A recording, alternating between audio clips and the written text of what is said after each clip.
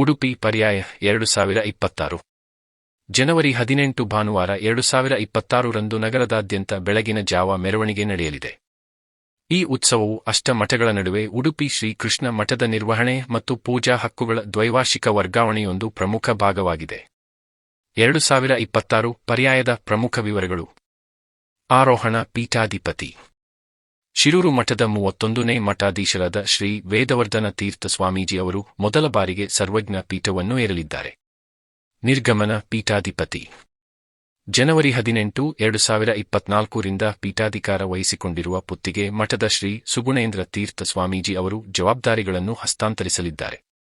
ಸಮಾರಂಭದ ಸ್ಥಳ ಉಡುಪಿಯ ಶ್ರೀ ಕೃಷ್ಣ ದೇವಸ್ಥಾನದ ಪರ್ಯಾಯ ದರ್ಬಾರ್ ಹಾಲ್ನಲ್ಲಿ ನಡೆಯುತ್ತದೆ. ಪೂರ್ವ ಸಿದ್ಧತಾ ಆಚರಣೆಗಳು.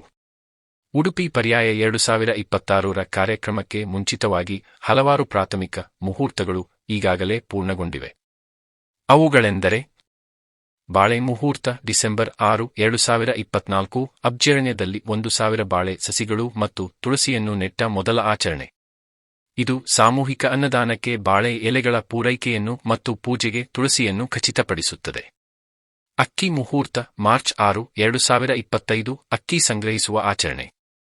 ಕಟ್ಟಿಗೆ ಮುಹೂರ್ತ ಜುಲೈ 13, 2025 ಊರುವಲು ಸಂಗ್ರಹಿಸುವ ಆಚರಣೆ. ಧಾನ್ಯ ಮುಹೂರ್ತ ಡಿಸೆಂಬರ್ 14, 2025 ಧಾನ್ಯಗಳು ಮತ್ತು ಭತ್ತದ ಸಂಗ್ರಹವನ್ನು ಒಳಗೊಂಡ ಅಂತಿಮ ಪ್ರಾಥಮಿಕ ಆಚರಣೆ. ಶಿರೂರು ಮಠದ ಬಗ್ಗೆ ಹೆಚ್ಚಿನ ವಿವರ. ಶಿರೂರು ಮಠ ಉಡುಪಿಯ 8 ಮಠಗಳಲ್ಲಿ ಒಂದಾಗಿದೆ. ಇದನ್ನು ಶ್ರೀ ಮಧ್ವಾಚಾರ್ಯರ ನೇರ ಶಿಷ್ಯರಾದ ಶ್ರೀ ವಾಮನ ತೀರ್ಥರು ಸ್ಥಾಪಿಸಿದರು. ಪಟ್ಟದ ದೇವರು ಶ್ರೀ ವಾಮನ ವಿಠಲ, ಶ್ರೀದೇವಿ ಮತ್ತು ಭೂದೇವಿಯೊಂದಿಗೆ ವಿಠಲನ ವಿಗ್ರಹ. ಇದನ್ನು ಮಧ್ವಾಚಾರ್ಯರು ಮೊದಲ ಮಠಾಧೀಶರಿಗೆ ಉಡುಗೊರೆಯಾಗಿ ನೀಡಿದರು. ಶ್ರೀ ವೇದವರ್ಧನ ತೀರ್ಥ ಸ್ವಾಮೀಜಿ ಪ್ರಸ್ತುತ ಮಠಾಧೀಶರು, ವಂಶಾವಳಿಯಲ್ಲಿ 31ನೇ ಮಠಾಧೀಶರು.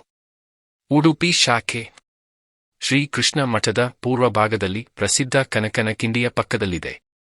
ಮೂಲ ಮಠ ಸ್ವರ್ಣ ನದಿಯ ದಡದಲ್ಲಿರುವ ಶಿರೂರು ಗ್ರಾಮದಲ್ಲಿದೆ.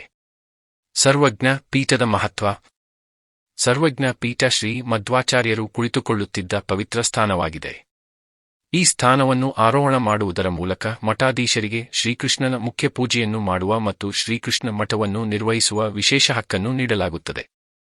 ಜನವರಿ 18ರಂದು ನಿರ್ಗಮಿಸುವ ಪುತ್ತಿಗೆ ಮಠದ ಮಠಾಧೀಶರು ಶಿರೂರು ಮಠದ ಮಠಾಧೀಶರನ್ನು ಈ ಸಿಂಹಾಸನಕ್ಕೆ ಕರೆದೊಯ್ಯುತ್ತಾರೆ.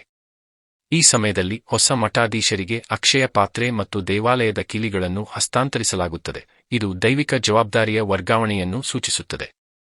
ಉಡುಪಿ ಪರ್ಯಾಯ 2026ಕ್ಕೆ ಸಿದ್ಧತೆಗಳು ಬಹುತೇಕ ಪೂರ್ಣಗೊಂಡಿವೆ. ಪ್ರಮುಖ ಪೂರ್ವ ಸಿದ್ಧತಾ ಆಚರಣೆಗಳು ಈಗಾಗಲೇ ನಡೆದಿವೆ.